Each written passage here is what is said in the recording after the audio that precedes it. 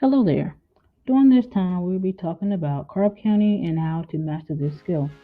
This is one tool that will help you take control of your diabetes. Carb counting is a useful tool for patients to keep track of their food or sugar intake throughout the day. I know you're thinking, why are carbs so important?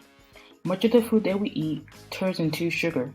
This will increase the amount of sugar that's in our blood. Now you may wonder what foods have carbohydrates. Well, some of them include things like grains, like rice, oatmeal, and barley, grain-based foods like bread, cereal, pasta, and crackers, fruits, vegetables, and beans, starchy vegetables like potatoes, peas, and corn, dried beans like pinto beans and soy products like veggie burgers, sweets and snack foods like sodas, juices, cakes, cookies, candy, and chips. And there are so many other different types of carbohydrates that aren't on this list. You may be wondering, how and where do I begin? What better place than a food label on your food? It is the easiest way to keep track of your intake of carbs throughout the day. Here we will show you how to read the label. Here are some key parts to a food label.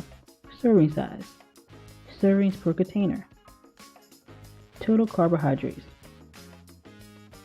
fiber, and then lastly we have sugars. Keep in mind, if you're eating 2 to 3 times the serving size, all these components should be doubled or tripled. It is important to determine your carb choices. A carb choice is a portion of food that has 15 grams of carbohydrate. You can determine this by measuring or weighing your foods or using online resources like Calorie King, USDA Nutrient Database, and My Food Advisor. Next, determine how many carbs you should eat.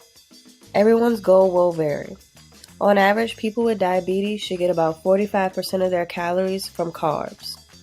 Men need about 4 to 5 carb choices with each meal, while women need about 3 to 4. Now, let's count carbs.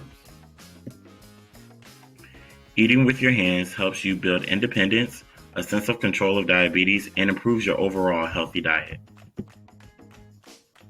Here's an example day of carb counting.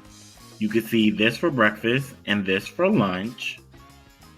A typical dinner would be something like this, and overall that would equal 60 to 75 grams of carbs. And that's carb counting. What questions do you have for us?